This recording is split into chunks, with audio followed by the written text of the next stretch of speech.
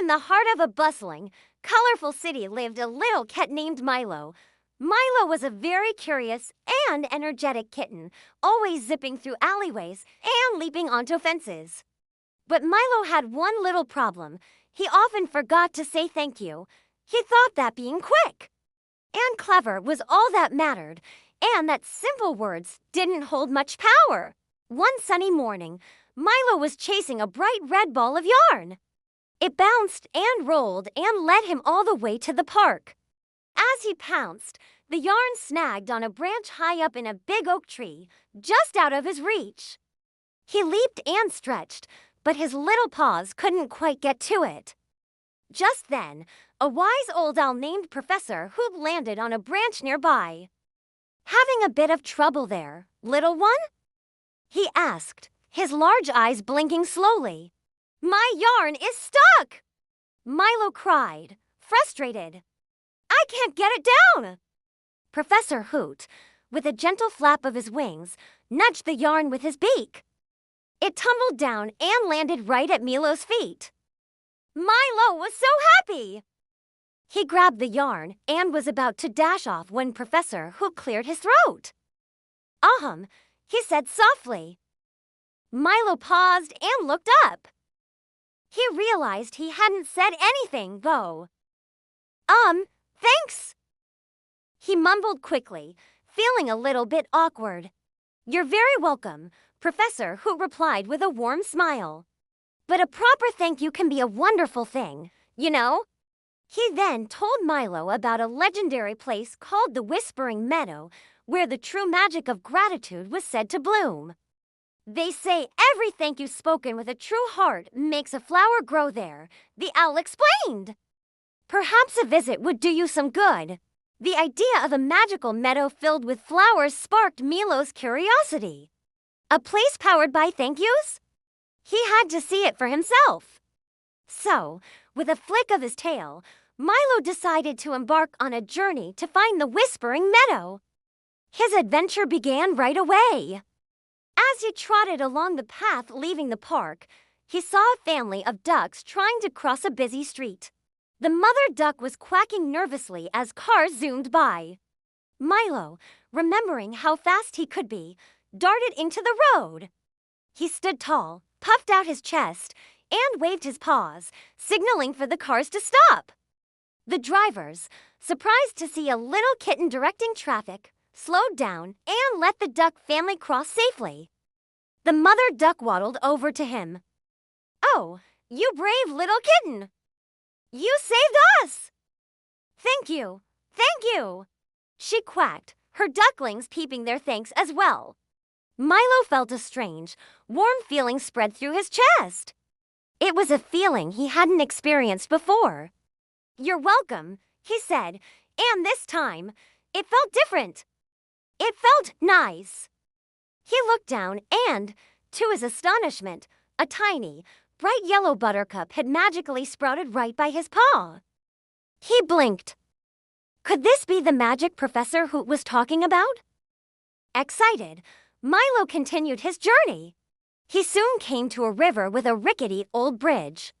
A squirrel named Squeaky was standing on the bank, his arms full of acorns, looking worriedly at the wobbly planks.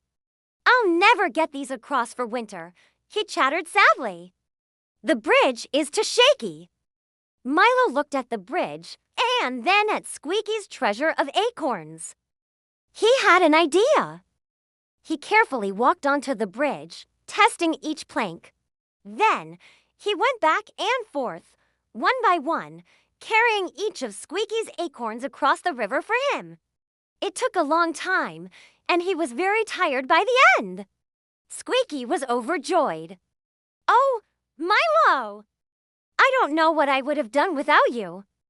Thank you so much!"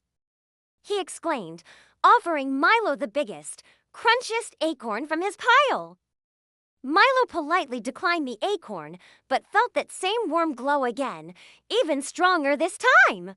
He looked down, and beside the yellow buttercup, a beautiful bluebell had just appeared, its delicate head nodding in the breeze. 2 flowers! The magic was real! Feeling more energized than ever, Milo ventured deeper into the woods. Soon, he heard a faint crying sound. Following the noise, he found a little rabbit, Rosie, who had gotten her foot tangled in some thorny vines.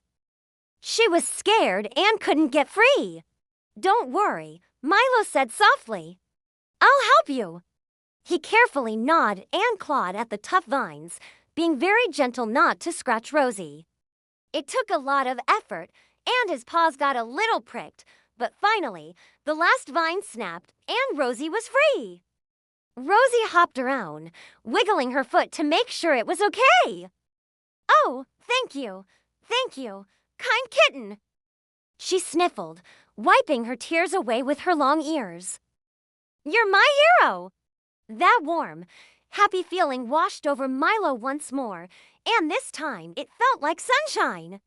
He glanced at his feet, and there, next to the buttercup and the bluebell, a lovely pink rose had bloomed, its petals soft and fragrant.